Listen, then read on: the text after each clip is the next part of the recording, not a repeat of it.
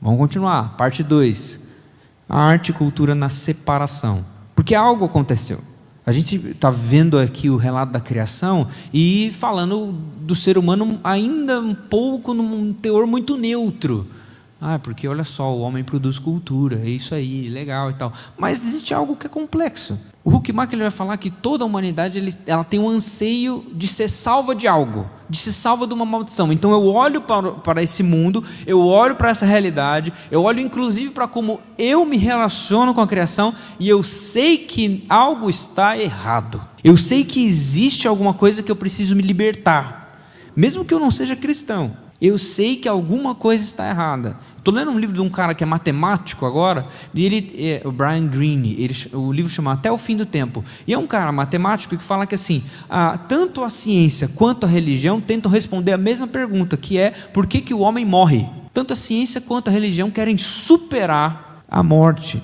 A religião tentando religar com Deus, e então alcançar a eternidade. A ciência tentando explicar todas as coisas, e talvez transcender para alcançar a eternidade por si só. Então as duas coisas é uma produção cultural. Por quê? Porque o ser humano tem em si o anseio pela eternidade, a noção da eternidade. Isso está lá em Eclesiastes capítulo 3. Então a arte e a fé nesse aspecto, ela é muito ligada.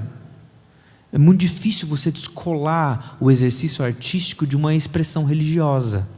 Está aí a junção. Está aí porque você escuta uma música do Beethoven, do Brahms, do Wagner, e você escuta aquele negócio e de repente isso começa a te transportar para um lugar meio etéreo, que você fala assim, nossa, que negócio belo.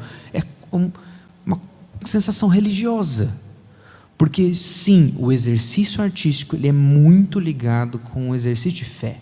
Aí o Tolkien ele fala algo que é justamente como nós, ao exercermos a capacidade artística, nós quando criamos na nossa medida, no nosso modo derivativo, lembra que eu falei isso? Nós fazemos isso porque nós fomos criados, mas não apenas criados, mas criados à imagem e semelhança de um Criador.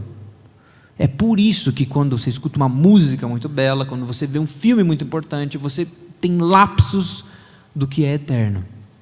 Tem centelhas, João Calvino vai falar isso, centelhas da glória de Deus espalhadas, inclusive na obra humana, quando o ser humano está com esse impulso criativo. De Makoto Fujimura vai falar sobre isso. Makoto Fujimura é um artista plástico que pinta, inclusive essa imagem que está do lado dele é uma das pinturas dele.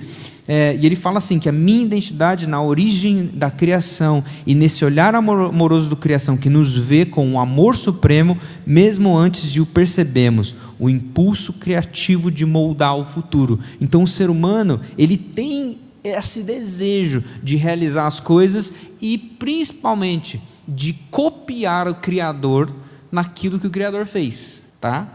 E aí vem o pulo do gato da história. Porque o que acontece? Olha só, nem sempre as coisas acontecem de uma maneira ideal. Que imagem é essa que você está vendo? Você sabe o que é isso? Você já viu provavelmente isso e já leu, Torre de Babel. Isso é uma das imagens e pinturas tentando representar o que foi a Torre de Babel. Qual a história da Torre de Babel? É o ser humano tentando produzir uma cultura para alcançar o céu, para transcender, para ser o seu próprio senhor. Numa ideia de desenvolvimento cultural tão grande, de mostrar uma relação com a cultura e com a arte desajustada. E isso vem justamente por conta da queda ou da separação. E a gente vê isso, que o rumo da humanidade, que deveria cultivar e guardar o jardim, a humanidade cai, sai do jardim, e agora há uma tensão dentro do ser humano entre a sua natureza pecaminosa e o seu anseio por Deus. E aí o ser humano vai entender esse domínio e exercer esse domínio muitas vezes de maneira corrompida. O livro de Gênesis ele leva a gente a entender uma relação de duas famílias. A relação da família de Caim e Lameque com a relação da família de Sete e Enoque. Isso está lá em Gênesis 4, Gênesis 5. Você vai ver que a família de Caim é uma família que ela produz cultura. A gente leu aí, a gente viu Ada, que deu luz a Jabal, o cara que primeiro organizou música, a pessoa que primeiro organizou metalurgia, a pessoa que primeiro organizou pecuária. Você vai ver que são coisas que a gente usa até agora. Ímpios, pessoas que não são da família da aliança, mas que produziram cultura. Mas que ao mesmo tempo também, ao produzir cultura, permearam uma lógica que não condiz com o mandato cultural que Deus deu.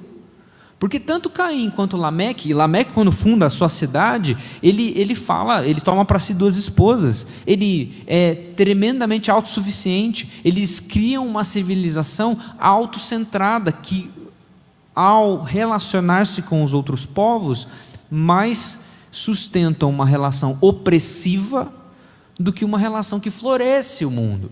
Uma relação que muito nós vamos desenvolver a nossa tecnologia a qualquer custo. Se for para escravizar uma população, eu vou fazer, porque eu vou me desenvolver. E dane-se o outro. E não importa a criação, eu vou fazer um extrativismo predatório, eu vou dominar a terra no mau sentido.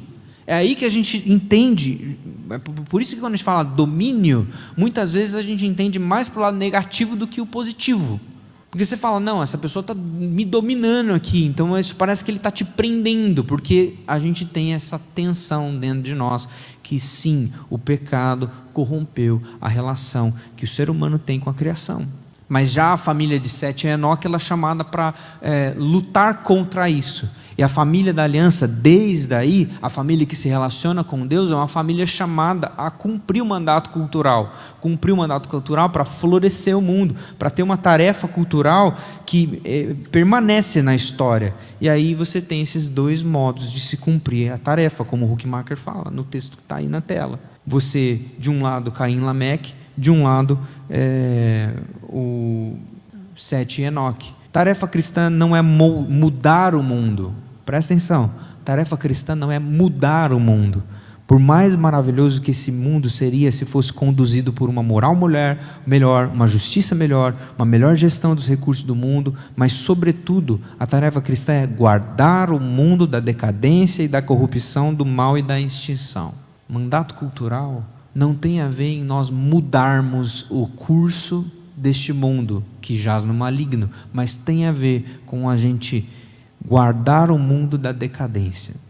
Quando Jesus utiliza a imagem do sal, pensa nisso. O sal, ele salga, sim, mas naquela época o sal tinha uma segunda tarefa, que ainda o sal não deixou de fazer isso, mas a gente tem outros modos.